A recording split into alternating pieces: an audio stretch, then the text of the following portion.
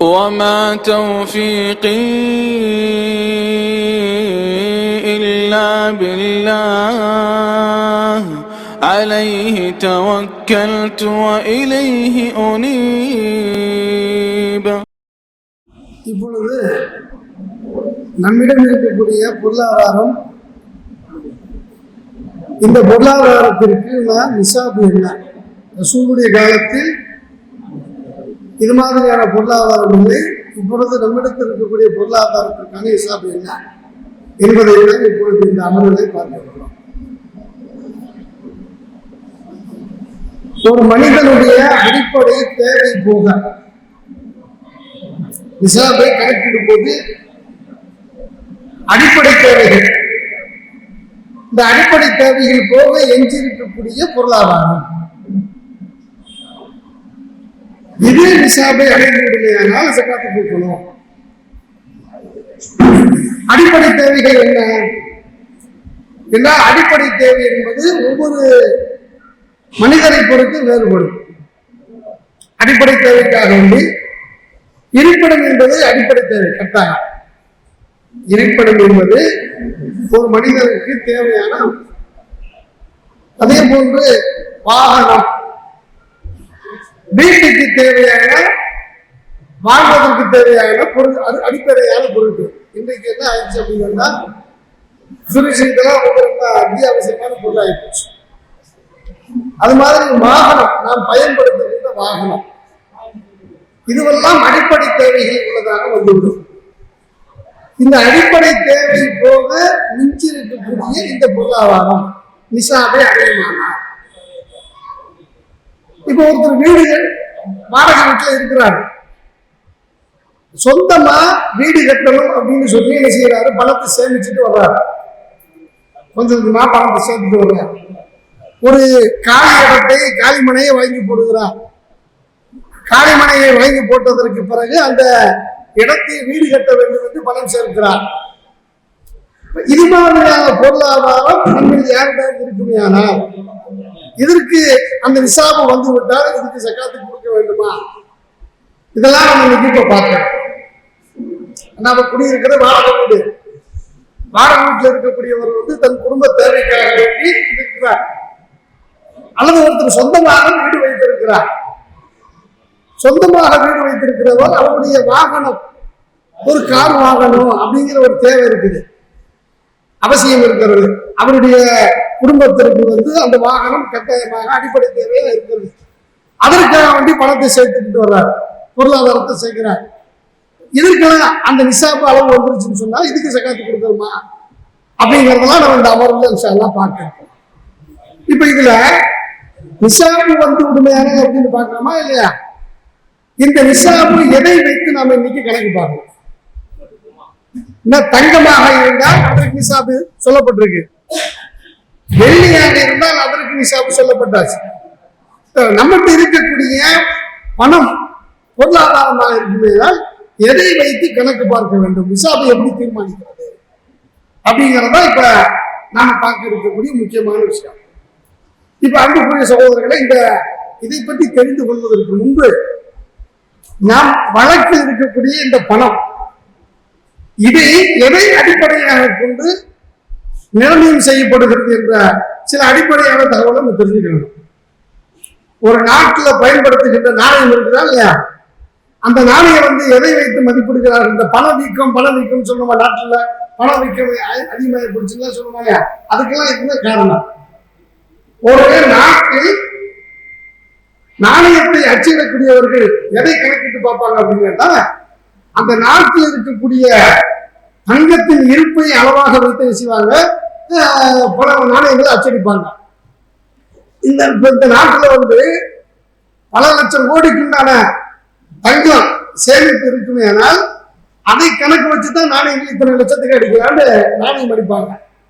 அப்படி இல்லைன்னா அரசு பொறுப்புக்கு வரக்கூடியவர்கள் தங்களுக்கு தேவைப்படுவதெல்லாம் நாணயங்களை அச்சிட்டு அவங்க தேவையை பூர்த்தி பண்ணிக்கிற முடியும். அப்படிலாம் பண்ண முடியாது, அதுக்கு சில வரமுறைகள் இருக்குது. ஒரு நாட்டினுடைய பொருளாதாரத்தில் நாணயத்தை அச்சிட வேண்டும் என்று சொன்னால் அவங்க இஷ்டத்துக்கு தேவையான அளவுக்கு என்ன செய்ய முடியாது, அச்சடிக்க முடியாது. அந்த நாட்டில் இருக்கக்கூடிய தங்கத்தினுடைய இருப்பு என்ன, இதை கணக்கில் கொண்டுதான் என்ன செய்வாங்க அப்படின்னு கேட்டா நாணயத்துங்களை அச்சிடுவாங்க.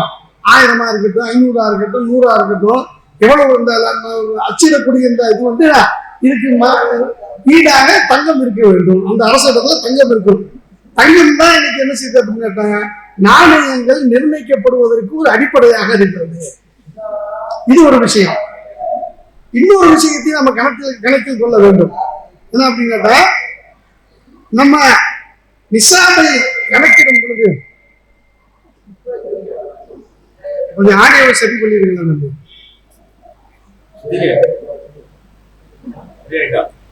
சரி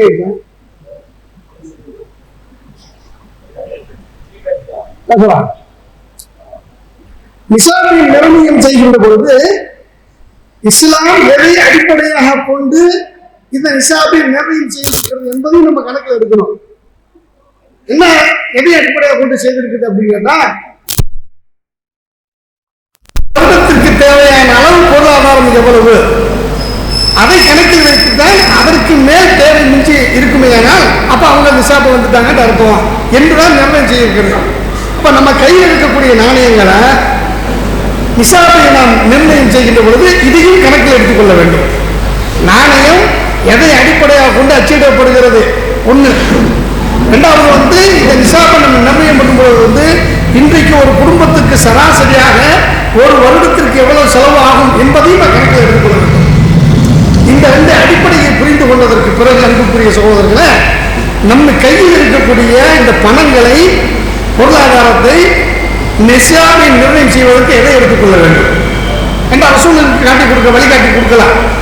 பொருளாதாரத்தில் இதுக்கு அடிப்படையான ரெண்டு விஷயத்தை சொல்லியிருக்கிறாங்க, தங்கத்தையும் வெள்ளியையும் சொல்லியிருக்கிறாங்க.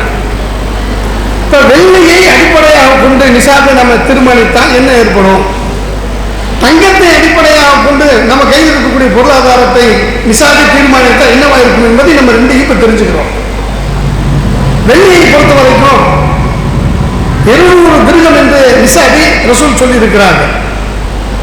அதனுடைய அளவு எவ்வளவு அப்படின்னு கேட்டா சுமார் 625 கிராமில் இருந்து 650 கிராம் வெள்ளி. அப்ப 625 650 கிராம் வெள்ளியினுடைய கிரையும் ஒரு வருடத்தில் இருக்குமே. ஆனால் ஒரு வருடம் தேவை பூர்த்தி போக காசு கூடுதலா இருக்குமே. ஆனால் அப்ப அவர் ஜக்காத்து கொடுக்கணும் அப்படின்னு சொல்லணுமா? அப்படின்னு சொன்னா இதனுடைய தொகை எவ்வளவு வரும்? இன்னைக்கு வெள்ளியினுடைய கிராம் ரேட்டு என்ன யாருக்காவது தெரியுமா? வெள்ளியினுடைய ரேட்டு 76 ரூபாய். 650 கிராமுக்கு எவ்வளவு வருது? 76 ரூபாய் கணக்கு போட்டா அதைய 42 கூட்டு போன ஒரு 50,000 ரூபாய் 20,000 ரூபாய்க்குள்ள தான் வரும். எவ்வளவு வருது? 49 50,000 ரூபாய். இப்ப வெள்ளியை அடிப்படையாக கொண்டு நாம நிசாபை நிர்ணயம் செய்யறோம் என்று சொன்னா, அப்ப ஒரு நம்ம இடத்துல ஒரு இடத்தில் 50,000 ரூபாய் இருக்குமே. அப்ப அவரிடத்தில் நிசாபு வந்துருச்சுன்னு அர்த்தம். அப்ப இவர் ஜக்காத்து கொடுக்கணும் அப்படிங்கிற நம்ம சட்டத்தை சொன்னாமா, இதுல நன்மைகள் என்ன அப்படின்னு கேட்டா, நிறைய பேர் ஜக்காத்து கொடுப்பதற்கு முன்னால தகுதி உள்ள ஆளுகளாக உள்ளே வந்து விடுவார்கள். சரிங்களா? உள்ள வந்துருவாங்க. அப்ப இவங்கெல்லாம் ஜக்காத்து கொடுக்கணும் அப்படிங்கும் பொழுது ஏழைகளுக்கு அது என்ன இருக்கும், ரொம்ப பிரயோஜனமா இருக்கும். 50,000 ரூபாய் இருக்கக்கூடிய ஒருத்தர் வந்து ஜக்காத்து கொடுக்கணும்னா அப்ப கிட்டத்தட்ட மேக்சிமம் ஏழைகளுங்கிற நிலை இல்லாம கூட ஆயிடும். எல்லாரும் ஜக்காத்து கொடுக்கணுங்கிற நிலை வந்துடும். இப்படி சொல்லணுமா? ஏன்னா இது அன்ஃபோல்டிங் ஃபுகரா, ஏழைகளுக்கு இது பயனுள்ள ஒரு திட்டம். ஆனால் இப்படி சொல்லணுமா? இந்த கருத்தையும் சிலர் சொல்லுகிறார்கள். ஏழைகளுக்கு இது பயனுள்ளதாக இருப்பதனால் வெள்ளியை கொண்டு இன்றைக்கு இருக்கக்கூடிய பொருளாதாரத்தை மதிப்பிட வேண்டும். இது ஒரு வேறு சிலர்கள் என்ன செய்யறாங்க அப்படின்னா, தங்கத்தை அளவுகளாக கொண்டுதான் நம்மிடத்தில் இருக்கக்கூடிய பொருளாதாரத்தை நிசாபை தீர்மானிக்க வேண்டும் என்று சொல்கிறார்கள். இப்ப தங்கத்தை அடிப்படையாக கொண்டு நம்ம நிசாபை ஏற்படுத்தும் பொழுது இன்னைக்கு தங்கத்தினுடைய 1 கிராம் ரேட்டு 5,800 ரூபாயா? 5,820 20 ரூபாய் கம்மியா சொல்லிருக்கேன். 5,820. அப்படின்னா 88 கிராம் 85 கிராமுக்கு எவ்வளவு வருது? சுமார் 5 லட்சம் ரூபாய் கிட்ட வருது. அப்ப 5 லட்சம் ரூபாய் யாரிடத்தில் இருக்கிறதோ அவர்தான் ஜக்காத்து கொடுப்பதற்கு தகுதி உள்ள ஆளாக வருகிறார். நிசாப் வந்துருச்சுன்னு அர்த்தம். அப்ப இந்த தகுதியை தீர்மானிக்கும் பொழுது என்ன ஆகுது அப்படின்னா, நிறைய பேர் ஜக்காத்து கொடுக்குங்கிற லிஸ்ட்ல இருந்து வெளியே போயிடுவாங்க. யாராருக்கெல்லாம் 5 லட்சம் உள்ளவங்களா இருக்கிறாங்களோ அவங்க தான் என்ன செய்யணும், ஜக்காத்து கொடுக்குங்கிற லிஸ்ட்டுக்கு வந்துடுவாங்க. இப்ப இப்படி வந்தா என்ன ஆகும் அப்படின்னு கேட்டா, தேவையில்லாத செல்வந்தர்களுக்கு சிரமம் குறையும். 2 லட்ச ரூபா வச்சிருப்பான், அப்ப அவன் இதுலேருந்து தப்பிச்சிடுவான். 3 லட்ச ரூபா வச்சிருப்பான், அவன் இதுலேருந்து தப்பிச்சிடுவான். யார் 5 லட்சத்துக்குரியவர்களாக இருக்கிறார்களோ அவர்கள் தான் ஜக்காத்து கொடுக்கணும் அப்படிங்கிற ஒரு அளவுகோல். இப்ப இந்த 2 அளவுகோலில் எதை நாம் இன்றைக்கு எடுத்துக்கொண்டு செயல்படுத்த வேண்டும்? வெள்ளியை அடிப்படையாக கொண்டு நம்மிடத்தில் உள்ள பொருளாதாரத்தை கணக்கிட வேண்டுமா? தங்கத்தை தான் முன்னிலைப்படுத்துகிறார். தங்கத்தை மதிப்பீடாக வைத்து அதனுடைய அளவு என்னவோ அதையே நம்மிடத்தில் இருக்கக்கூடிய பணத்தினுடைய நாணயங்களுடைய மதிப்பை அளவாக எடுத்துக்கொள்ள வேண்டும். அதுக்கு என்ன காரணம் சொல்றாங்க அப்படின்னு கேட்டா, அடுத்த சொன்ன நாணயத்தை அச்சிடுவது என்பது எதை அடிப்படையாக கொண்டு? தங்கத்தை அடிப்படையாக கொண்டு அச்சிடுகிறார்கள். அப்ப என்ற ஒரு 5 லட்சம் ரூபாய் இருக்குது அப்படின்னா என்ன அர்த்தம்? 5 லட்சம் ரூபாய்க்கு தங்கம் இடத்தில் இருக்கிறது என்ன அர்த்தம்? 10 லட்சம் ரூபாய் இடத்துல இருக்குதுன்னா என்ன அர்த்தம்? அந்த பேப்பருக்கு மதிப்பு இல்லை, ஆனா அது தருகின்ற 10 லட்சத்திற்கான அந்த தங்கம் இருக்கல, அந்த தங்க இடத்துல இருக்குன்னு அர்த்தம். அப்ப தங்கத்தை அடிப்படையாக கொண்டுதான் நிசாபை தீர்மானிக்க வேண்டும் என்ற கருத்தை முன்வைக்கிறார். அதோடு அன்புக்குரிய சகோதரர்களை, ஒரு நடுத்தரமான குடும்பத்திற்கு நான் ஜக்காத்து கொடுக்கணும்னு சொல்லக்கூடிய அளவுக்கு உண்டான ஒரு குடும்பம் இருக்குன்னா ஒரு நடுத்தரமான குடும்பம். ஒரு நடுத்தரமான குடும்பத்திற்கு உண்டான செலவினங்களை நீங்க கணக்கு பார்த்தீங்க அப்படின்னு சொன்னா 50,000 ரூபாய் நீங்க பத்தாது. 50,000 ரூபாய் குடும்பம் நடத்த முடியுமா ஒரு வருஷத்துக்கு? வீட்டு வாடகை என்ன? வீட்டு வாடகை, வீட்டுக்கு வாடகை போகணும்னு நினைக்கிறவங்க இல்ல, வீடு வாடகை 5,000 ரூபாய் 10,000 ரூபாய், அதுவே 1 லட்சம் ரூபாய் தாண்டி இருக்கு. நடுத்தரமான குடும்பம். ரொம்ப அடிமட்ட குடும்பத்தை நம்ம பேசல. இஸ்லாத்தை பொறுத்த வரைக்கும் என்னன்னா நடுநிலைமை தான் பார்க்க சொல்லுது. ஏற்கனவே சொல்ல சத்தியத்தில் பற்றி சொல்லுது, அவசத்தி மாத்து 3 அகலிக்கும். உங்களுக்கு குடும்பத்துக்கு கொடுக்கக்கூடிய உணவுகள் நடுத்தரமான உணவுன்னு சொல்றோமா இல்லையா? நடுத்தரத்தை இஸ்லாம் பார்த்து ஒரு நடுத்தரமான குடும்பம் ஒரு வருடத்திற்கு செலவு செய்யல குறைஞ்சது ஒரு 3-4 லட்சமாவது ஆகும். ஆகும்ல, 3 லட்சமாவது ஆகும். அப்ப இந்த இது என்னோட காலத்துக்கு தகுந்த மாதிரி ஏற்றத்தாழ்வு இருக்குது. ஆனா சமீபத்தில் தங்கத்தினுடைய மாற்றங்கள் பெரிய அளவுக்கு ஓடி போச்சு. அதனால இந்த நம்ம இல்லத்தில் இருக்கக்கூடிய பொருளாதாரத்தை நிரடிகள் செய்ய நிசாபை தீர்மானிக்கும் பொழுது வெள்ளியை அடிப்படையாக கொண்டு என்ன தீர்மானிக்க கூடாது. அப்படி நம்ம தீர்மானித்தோம் என்று சொன்னால் ஏன்னா அது ஒரு இஸ்லாம் ஏற்படுத்தியிருக்கக்கூடிய சித்தாந்தத்திற்கு எதிரானது. ஏன்னா இஸ்லாம் எதிலெல்லாம் நிசாபை தீர்மானித்திருக்கிறதோ அந்த பொருளை நாம் எடுத்து பார்க்கும் பொழுது அது அந்த குடும்பத்திற்கு ஒரு வருடத்திற்கு போதுமான அளவுக்கு உண்டான தொகையை அடிப்படையாக கொண்டு நிர்ணயம் பண்ணியிருக்காங்க. விலை பொருள், விவசாய பொருள் இருக்கு, அதுல 5 வசக்குன்னு சொல்றாங்க. அந்த அளவுக்கு கம்மியா இருந்தா சக்காத்து இல்ல, அதுக்கு மேல இருந்தா தான் சக்காத்து என்று விலை பொருளுக்கு ஒரு நிசாபை ரசூல் ஸல்லல்லாஹு அலைஹி வஸல்லம் நிர்ணயம் பண்ணியிருக்கிறாங்க. அதனுடைய அளவு என்ன அப்படின்னா 650 கிராம், 650 கிலோ. 650 கிலோ தானிய உணவுப் பொருள் இருக்குமே, ஆனால் அவர் அதுக்கு மேல உள்ள சக்காத்து கொடுக்கணும்னு சொல்றாங்க. இப்ப 650 கிலோ அரிசி ஒரு நடுத்தர குடும்பத்துக்கு போதுமா பத்தாதா? 650 கிலோ அரிசிங்க மாசம் 50 கிலோக்கு மேல வரும். நடுத்தரமான குடும்பத்திற்கு 50 கிலோ அரிசி போதுங்களா? அப்ப இதெல்லாம் நம்ம கணக்கில் எடுத்து பார்க்கும் பொழுது அப்ப ஒரு வருடத்திற்கு தேவையான அளவு அந்த குடும்பத்திற்கு இருக்க வேண்டும். அது போக மிச்சம் இருந்தால்தான் அவர் மீது சக்காத்து கடமை என்று தீர்மானிக்க வேண்டும்.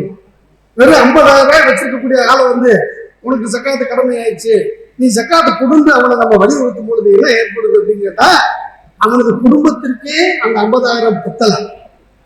அப்படிங்கும் பொழுது நீ ஜக்காத்து கொடுத்தா எப்படி என்ற எதிர் கேள்வியை வைக்கிறார்கள். எனவே அன்புக்குரிய சகோதரர்களே, நம்மிடத்தில் இருக்கக்கூடிய பொருளாதாரம் இன்றைக்கு சுமார் தங்கத்துடைய மதிப்பு 5 லட்சம் வந்துருமா? 5 லட்சம் ரூபாய் என்ற 5 லட்சம் யாரிடத்தில் இருக்கிறதோ அவர் நிசாபை ஜக்காத்து கொடுக்கக்கூடிய தகுதி உள்ளவராக மாறிவிட்டார். இப்ப ஜக்காத்து கொடுப்பதற்கு தகுதி உள்ளவராக மாறிவிட்டால் இவர் என்ன செய்யக்கூடாது? ஜக்காத்து யாருக்கையும் வாங்கக்கூடாது, ஜக்காத்தை இவருக்கு கொடுக்க கூடாது. அப்ப இது எப்ப கொடுக்கணும்? இப்ப நிசாபை எண்ணத்துல வந்துருச்சு, 5 லட்சம் வந்துருச்சு.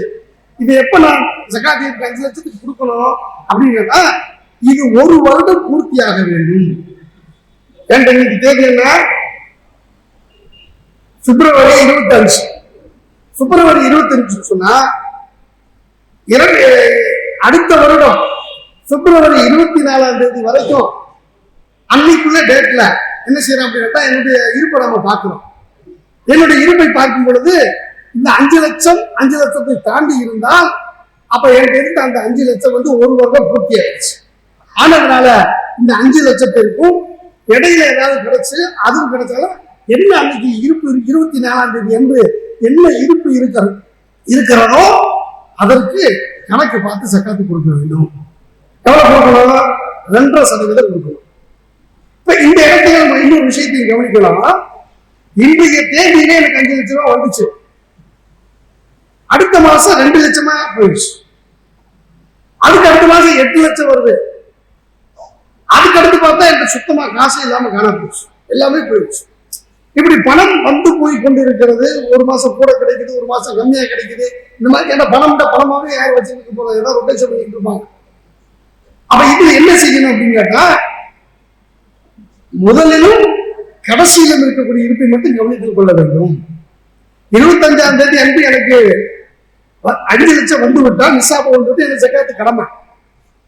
இடையில ஏற்படக்கூடிய எந்த நிகழ்வையும் கணக்கில் எடுத்துக் கொள்ளாம வருட முடிவில் 24ஆம் தேதி என்று என்னுடைய கையிருப்பில் என்ன இருக்கிறது அப்படின்னு பார்க்கணும்.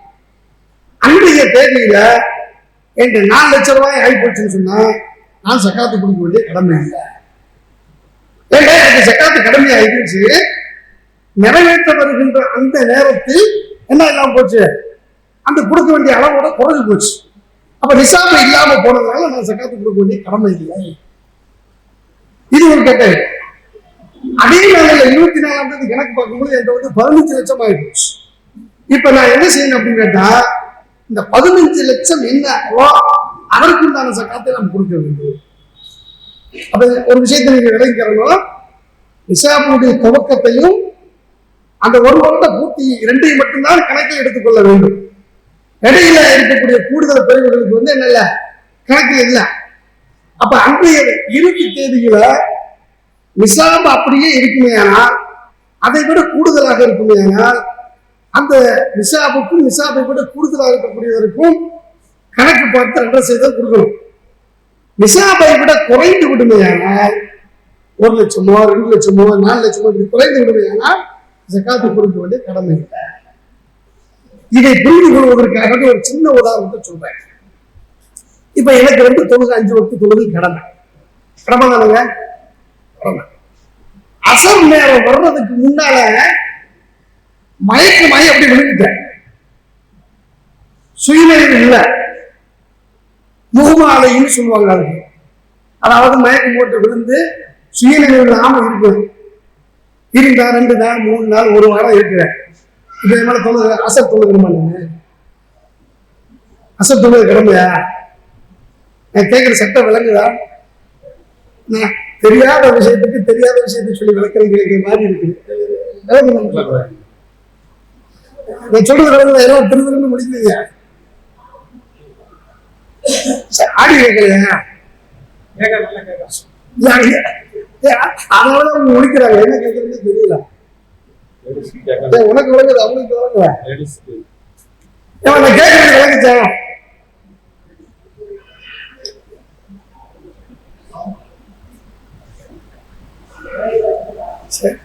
ஆடியோ வந்து அவங்க எதிராக வந்து அதாவது எனக்கு நான் சொல்றது முதல் சட்டம் விளக்குச்சான், நிசாபுடைய அளவை விட்டு குறைந்து விடுமே, ஆனால் சக்காத்து கொடுக்க வேண்டியதில்லை. நீங்க என்னென்னமோ பண்ணி பாக்குறீங்க, வித்தையெல்லாம் படிக்க மாட்டீங்க.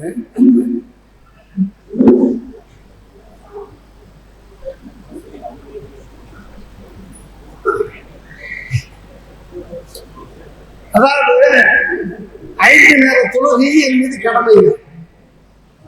இந்த கடமையா இருக்கக்கூடிய நாடு அசருடைய நேரம் வந்தோம்னா என்ன செய்யணும்? தொழுகணும். அசர் நேரம் வருவதற்கு முன்பாக மயக்கம் வந்துருச்சு, சுய நினைவு இல்லாம இருக்கிறேன், சுய நினைவு இல்லாம போச்சு, அல்லது பைத்தியம் ஆயிட்டேன். என்ன ஆயிட்டேன்? பைத்தியம் ஆயிட்டேன். இப்ப அசர் தொழுகை மேல கடமையா? ஏன் கடமை இல்லை? ஏன் கடமை இருந்துச்சுல? புத்தி சுவாதீனம் இருந்தால் என் மீது தொழுகை அசர் தொழுகணும். அதுக்கு இடையில என்ன ஆகி போச்சு? சுயநினைவு இல்லாம போச்சு. அப்பதான் கடமை இல்லை. அதே மாதிரி பொருளாதாரமும் மக்காவுக்கு சென்று வருவதற்கும் உடல் ஆரோக்கியமும் என்னிடத்தில் இருந்தா என் மீது என்ன கடமை? ஹஜ்ஜு கடமை ஆயிடுச்சுங்க. துல்கஆனா மாசம் வருது, அடுத்தது துல்ஹஜ் மாசம் வர போகுது, ஹஜ்ஜு செய்யணும். அந்த நேரத்துல என்ன ஆகி போச்சு? உடல் பலவீனம் ஏற்பட்டு சுகம் இல்லாம ஆயிட்டேன். உடல் சுகம் இல்லாம போனா மக்காவுக்கெல்லாம் போயிட்டு வர முடியாது. இந்த நிலைமைக்கு நான் மாறிட்டேன்னு சொன்ன, அப்பையும் என் மீது ஹஜ்ஜு செய்யறது கடமையா? உங்களுக்கு நீங்க பக்கத்துல இருக்கிற விளக்குது வார்த்தைகள் விளங்குதா? எனக்கு ஹஜ்ஜு செய்யறது கடமையா? ஏற்கனவே எவ்வளவு கடமை இருந்துச்சு, இப்ப கடமை இல்லாம போச்சுங்க. சென்று வருவதற்கு அந்த காரணம் இல்லாமல் போய்விட்டது. என்ன இல்லாம போச்சு? காரணம் இல்லாம போயிடுச்சு. அது மாதிரி 25ஆம் தேதி இன்னைக்கு எனக்கு எந்த நிசாப் இருக்குது, 5 லட்சம் ரூபாய் இருக்குது. 23ஆம் தேதி அல்லது 24ஆம் தேதி நான் கொடுக்கணும்னு நினைக்கும் பொழுது என்ன இல்லாம போச்சு? நிசாப் இல்லாம போச்சு, காரணம் இல்லாம போச்சு. இப்ப நான் சக்காத்து கொடுக்கணுமா? சக்காத்து கொடுக்க வேண்டியது இல்லை. ஆனா அதை தாண்டி இருக்குமே, 5 லட்சமோ அல்லது 5 லட்சத்தை தாண்டி இருக்குமே, அப்ப என்ன செய்யணும்? அவரும் சக்காத்து கொடுப்பது கடமை. சரியா? எவ்வளவு கொடுக்கணும் அப்படின்னு கேட்டா 2% எவ்வளவு இருக்கிற பொருளாதாரத்தை கணக்கிட்டு. இப்ப பொருளாதாரம் பல வகையா இருக்கலாம். சிலர் என்ன செய்திருப்பாங்க, காய்ச்சா வாங்கி சேர்த்து வச்சிருப்பாங்க, அல்லது வேறு ஏதாவது ரூபத்துல இருக்கலாம், பணமாக இருக்கலாம். அன்றைய தேதியில நம்முடைய அடிப்படை தேவை போக என்னென்னலாம் இருக்குது அப்படிங்கிறத கணக்கு பார்க்க வேண்டும். கணக்கு பார்த்துட்டு மொத்த தொகையை எடுத்து அதை 2% பார்த்து கொடுக்கணும். இது நம்ம இருக்கக்கூடிய பொருளாதாரத்துக்கு. அப்ப நீங்க கணக்கு பார்த்துக்கீங்க. அதே மாதிரி அடுத்து வியாபாரம் செய்யக்கூடிய வியாபாரிகள், அவங்க இதை கவனிக்க வேண்டும். வியாபார பொருள் இவற்றுக்கு நம்ம சக்காத்து கொடுக்க வேண்டியது எப்படி அப்படிங்கிறது அதை பார்க்கணும். வியாபாரம் செய்யக்கூடியவர்கள் எப்படியெல்லாம் இருக்கலாம்? வியாபாரங்கள் நமக்கு வர வேண்டிய தொகை இருக்கலாம், நமக்கு நாம கொடுக்க வேண்டிய தொகைகள் இருக்கலாம், சரக்காக சில இருக்கும், சரக்கு இருக்கும். இப்ப இந்த மாதிரிலாம் இருக்கும் பொழுது இவற்றை எல்லாம் நாம என்ன செய்யணும்? எப்படி கணக்கு பார்ப்பது அப்படின்னு கேட்டா, இந்த இடத்துல ஒரு கவனத்தில் கொள்ள என்ன அப்படின்னு கேட்டா, வியாபார பொருள் என்பதுல அவர் கடையில் இருக்கக்கூடிய அடிப்படை தேவைகள், ஒரு வியாபாரத்தை நடத்துவதற்கு தேவையான அடிப்படை தேவைகள் என்னென்ன அடிப்படை தேவைகள் இருக்குது? ஒரு ஜவுளி கடை நடத்துறார், ஜவுளி கடை நடத்தும் போது ஜவுளி குப்பை மாதிரி தூக்கி போட முடியாதுல்ல, அதுக்கு என்னெல்லாம் தேவைப்படுது? அடுக்கி வைப்பதற்கு தேவையான செல்ஃப், அதுக்கு தமிழ்ல என்ன? அட்டம், அது தேவைப்படுது. அதெல்லாம் பாத்தீங்கன்னா பல லட்சம் ரூபாய், 5 லட்சம் 10 லட்சம்லாம் இருக்குது. இது அடிப்படையான தேவைகள். மற்ற தேவைகள், அந்த கடையை நிறுவனம் பெருசாகும் பொழுது அந்த கடைக்கு சரக்கு கொண்டு வருவதற்கு தேவையான வாகனங்கள் இருக்குதா இல்லையா? சிலர் டாடா ஏசி, குட்டியானா, தோஸ்து, அது இப்படின்னு பல மாதிரி எல்லாம் வச்சிருப்பாங்க. இதுவும் அந்த கடைக்கு தேவையான அடிப்படை. அதாவது எந்த பொருளை விற்பனை செய்ய மாட்டார்களோ, எந்த பொருள் அந்த கடைக்கு தேவையான அடிப்படையாக இருக்கிறதோ அவற்றை கணக்கில் எடுத்துக் கொள்ளக்கூடாது. ஏன்னா இதெல்லாம் என்ன, அந்த நிறுவனத்துக்கு தேவை அடிப்படை. அதே மாதிரி அந்த பில்டிங் வாடகையா இருக்கலாம் அல்லது சொந்த பில்டிங்கா இருக்கலாம். சொந்த பில்டிங்காக இருக்குமே ஆனால் அதையும் கணக்கில் எடுத்துக் கொள்ளக்கூடாது. காரணம் அது வியாபாரம் நடத்துவதற்கு தேவையான அடிப்படை தேவையாகிவிடும். அப்ப ஒரு நிறுவனத்தை நடத்துவதற்கு தேவையான அடிப்படைகள், அந்த அடிப்படை தேவைகளை கழித்து விட்டு என்ன விற்பனை பொருள் இருக்கிறதோ, எதை நம்ம விற்கிறோமோ வாங்குறோமோ அந்த பொருளை மதிப்பீடு செய்ய வேண்டும். அந்த பொருளை மதிப்பீடு செய்யறது எப்படி? வாங்கின விலையில கணக்கு பார்க்கணுமா அல்லது விற்கக்கூடிய விலையை கணக்கு பார்க்க வேண்டுமா? ரெண்டு இருக்குல்ல. எங்க அப்ப 10 ரூபாய்க்கு வாங்கியிருப்பாரு, மனசாட்சி இல்லாத ஒரு ஆள் 30 ரூபாய்க்கு அதை விலை வச்சிருப்பாங்க. இருக்குதா இல்லையா? சில பொருள், சில அதே பொருளுக்கு 10 ரூபாய்க்கு வாங்கிட்டு 12 ரூபாய்க்கு விற்கிறவங்களும் இருக்கிறாங்க. இப்ப இந்த பொருளை மதிப்பீடு செய்ய வேண்டும் என்று சொன்னால் அந்த பொருளுக்கு எப்படி மதிப்பீடு செஞ்சு கணக்கு பார்க்கறது? இது விற்கிற என்ன விலைக்கு விற்கிறோம்னு நம்ம போட்டுக்கிறோமோ அந்த விலையை நம்ம கணக்கு எடுக்கணுமா, அல்லது நம்ம எந்த விலைக்கு வாங்கியிருப்போமோ அந்த விலை கணக்கில் எடுக்க வேண்டுமா அப்படின்னு கேட்டா அந்த பொருளுக்குரிய மார்க்கெட் நிலவரம் என்னவோ அதை கணக்கில் எடுத்துக் கொள்ள வேண்டும். ஒரு பொருள் நம்ம வாங்குறோம், வாங்கும் பொழுது அந்த பொருள் மலிவாக இருக்கலாம், 5 ரூபாய்க்கு வாங்கப்பட்ட பொருளாக இருக்கலாம். நம்ம விற்கிறது 10 ரூபாய் 5 ரூபாய்க்கு விற்கலாம். நம்ம கணக்கு பார்க்கும் பொழுது அந்த பொருளுடைய விலை கூடவும் செய்யலாம் குறைவும் செய்யலாம். இருக்குதா இல்லையாங்க? இப்போ உதாரணத்துக்கு ஒரு சட்டை ஒரு 300 ரூபாய்க்கு வாங்கியிருப்போம். 6 மாசம் கழிச்சு பாத்தீங்கன்னா அந்த சட்டையினுடைய மார்க்கெட் விலை 300 ரூபாய்க்கு 350 கூட ஆயிடலாம். அது அதனுடைய காஸ்ட். இது உங்களுக்கு எளிமையா புரியணும்னு சொன்னா தங்கத்தை எடுத்துக்கலாம். தங்கம் இருக்குதா இல்லையா? தங்கம் என்கிட்ட இருக்கக்கூடிய நகை என்ன இருக்குது, ஒரு நேரத்துல ஒரு நகை ஒரு பவுன் 30,000 ரூபாயா இருக்கும்போது எடுத்ததா இருக்கும். சரியா? நம்ம கணக்கு பார்க்க வரும்பொழுது நம்ம விற்கிறதுக்கு போனோம்னா வேற விலையா இருக்கும். ஆனா அதற்கென்று டெய்லி ஒரு மார்க்கெட் நிலவரம் இருக்குதா? டெய்லி மார்க்கெட் போட்டுருவோம். ஆனா போட்ட விலைக்கு நமக்கு கொடுக்க மாட்டான். மார்க்கெட் நிலவரம் ஒரு கிராமனுடைய விலை 4,820 போட்டிருப்பான். அந்த விலைக்கு நம்ம வாங்கவும் முடியாது, அந்த விலைக்கு நம்ம விற்கவும் முடியாது. ஆனா என்னன்னா இது மார்க்கெட் நிலவரம், சந்தை மதிப்பு அப்படிங்கிறத காட்டுவதற்காக அந்த சந்தை மதிப்பை போட்டிருப்பாங்க. அப்ப அதனால இது மாதிரி எல்லா பொருளுக்குமே இந்த சந்தை மதிப்புங்கிறது இருக்குது. ரியல் எஸ்டேட்ல எடுத்துக்கிட்டீங்கன்னா அதுக்கு சந்தை மதிப்பு இருக்குது. வாங்கும் பொழுது இடம் சென்று 1 லட்சம் ரூபாய்க்கு வாங்கியிருப்பாங்க. அவங்க விற்க போகும்போது 10 லட்சம் ரூபாய் இருக்கும். ஆனா இடையில ஒரு சந்தை மதிப்புன்னு ஒண்ணு, அந்த ஏரியாவில் சந்தை மதிப்புன்னு ஒண்ணு இருக்கும். 1 ரூபாய்க்கு வாங்கினது 5 ரூபாய் இருக்கலாம், சந்தை மதிப்பு 6 ரூபாய் இருக்கலாம். அப்ப கணக்கு பார்க்க வேண்டும் என்று வரும் பொழுது எல்லாத்துக்கும் பொருத்தமான பதில் தான் இது. சந்தை மதிப்பை கணக்கில் எடுத்துக் கொள்ள வேண்டும். சந்தை மதிப்பு என்னவோ அதை அடிப்படையாக கொண்டு தன்னிடத்தில் இருக்கக்கூடிய விற்பனை பொருட்களை எல்லாம் கணக்கில் எடுக்க வேண்டும். கணக்கில் எடுக்கும்போது ஒரு ஜவுளி நிறுவனமா இருந்தது இல்ல, ஒரு 50 லட்சம் ரூபாய்க்குள்ளான பொருள் என்ன இருக்குது, கைவசம் இருக்குது. சரியா? அடுத்து நம்ம என்ன பார்க்கணும், நமக்கு வர வேண்டியது யாரெல்லாம் கொடுக்கணும். வரவுல 2 வகையான இருக்குது. வந்துவிடும் என்ற உறுதியான கடன் இருக்குது, சிலர் வந்தாத்தான் போச்சு இல்லாட்டி இல்லை அப்படி வரா கடன் இருக்குது. இப்ப இது அவனுக்கும் இறைவனுக்கும் உள்ள ஒரு விஷயம்.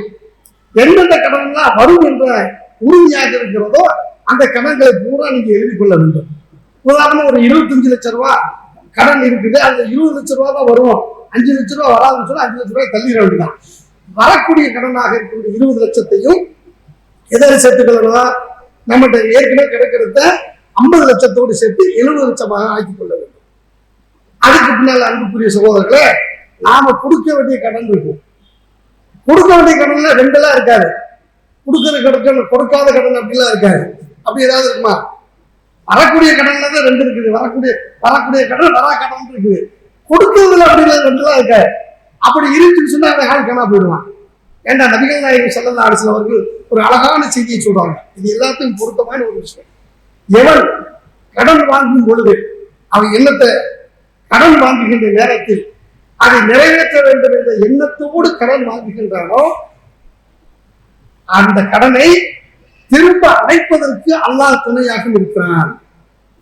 கடன் வாங்கும் பொழுது அட்டை போட்டுறணும் அப்படிங்கிற எண்ணத்தோட ஒருத்த கடன் வாங்கினான்னு சொன்னா அத்தனை போகலாம், அல்ல அவனை அழிச்சிடுவான். ஒண்ணு அவனை நிறைய இன்னைக்கு பாக்குற வாழ்க்கையில பேங்க்ல போய் வாங்குறது தப்பு. அப்படி ஒருத்தர் வாங்கும் பொழுது என்ன செய்யறா, பேங்க்ல வாங்கிட்டு மஞ்சள் நோட்டீஸ் கொடுத்துருவாங்க திட்டத்திலேயே வாங்கலாம்.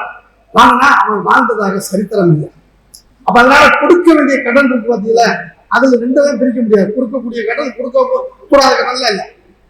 நம்ம யாராருக்கெல்லாம் கொடுக்கணுமோ அந்த கடன்களை பூரா சேர்த்து நம்ம ஒரு 30 லட்ச ரூபாய் கடன் கொடுக்க வேண்டி இருக்குது அப்படின்னு சொன்னா அந்த 30 லட்ச ரூபாய் என்ன செஞ்சிடணும், இந்த 24ஆம் தேதி கழிச்சிடணும்.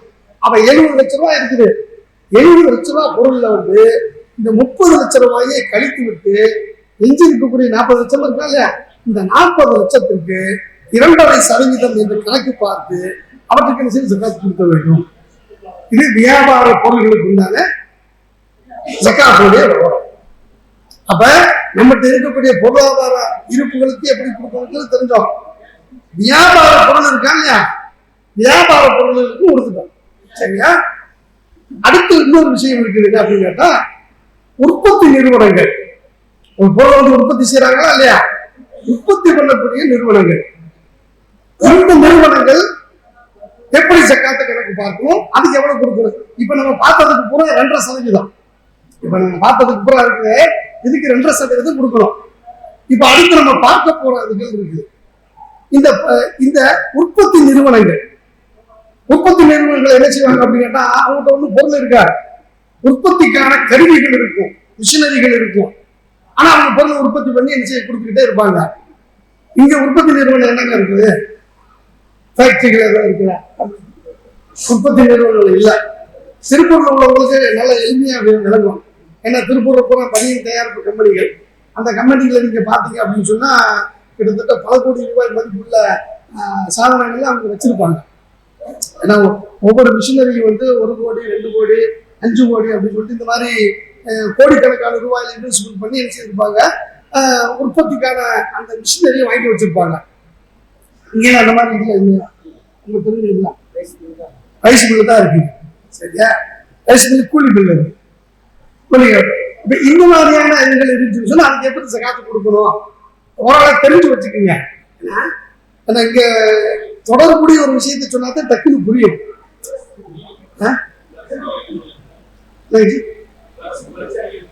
பிளக்ஸ் அடிக்கிற மிஷின் இருக்குது, அதெல்லாம் கோடி ரூபாய்க்கு மேல வரும். அந்த மாதிரிலாம் இருக்குது. பீரோ தயாரிக்கிற கம்பெனி. இப்ப இந்த தயாரிப்பு நிறுவனங்கள் தன்னுடைய பொருளாதாரத்தை எப்படி கணக்கு பார்ப்பது அப்படின்னா அங்கேயும் இதேதான். என்ன அப்படின்னு கேட்டா, உற்பத்திக்கு தேவையான மிஷினரிகள் அது எத்தனை கோடிக்கு வாங்கிட்டாலும் என்ன செஞ்சிட வேண்டியதான், அதை ஜக்காத்தில் கணக்கில் எடுத்துக்கொள்ள வேண்டாம். அது போல அவன் வைத்திருக்கக்கூடிய அந்த உற்பத்தி செய்யப்பட்ட பொருள் சந்தைப்படுத்திருப்பாங்களா இல்லையா, சந்தைப்படுத்துற பொருள்ல அவங்களுக்கு வர வேண்டியது என்ன, கொடுக்க வேண்டியது என்ன, இதுவெல்லாம் கணக்கு பார்த்து அவங்க ஜக்காத்தை என்ன செய்யணும், கொடுக்கணும். அந்த நிறுவனத்திற்கோ நிறுவனத்தில் இருக்கக்கூடிய உற்பத்தி சாதனங்களுக்கோ எதற்கும் ஜக்காத்தில் கணக்கிட வேண்டிய அவசியம் இல்லை. உற்பத்தியாக வரக்கூடிய அந்த பொருள்களை மட்டும் கணக்கு பார்த்து கொடுக்க வேண்டும்.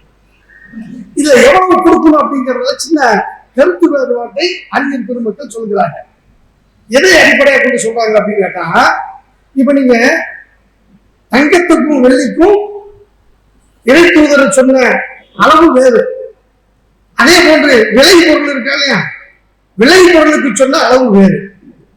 விலை பொருள்ல ஜக்காத்து எப்படி கொடுக்கணும் அப்படின்னு கேட்டா 2 முறையா கொடுக்கணும். வானம் பார்த்த பூமிகளாக இருக்குமே, அதாவது தண்ணீர்லாம் இறக்க தண்ணி பாய்ச்சாம ஆற்று பாசனத்தில் விளைகிறது, அல்லது இந்த வானம் பார்த்த பூமியா இருக்கு, மழை பெஞ்சு அதுலயே விளையுது. இவன் பம்பு செட்டு போட்டு இதுக்காண்டி தண்ணி இறைக்கவோ அல்லது பழைய முறைப்படி மாடு பூட்டி கமலை பூட்டிலாம் தண்ணி இறப்பாங்கல்ல, அது மாதிரியான அமைப்புகள்ல இல்லாம ஆற்று பாசனத்தில் விளைகின்ற பொருளாக இருந்தா அல்லது மழையால் விளையக்கூடிய பொருட்களாக இருந்தா அவற்றுக்கு ஒரு அளவுகளை நபிகள் நாயகம் சொல்லியிருக்கிறாங்க. என்ன கொடுக்கணும், 10ல் 1 பங்கு கொடுக்க வேண்டும். 10ல் 1 பங்கு கொடுக்க வேண்டும்.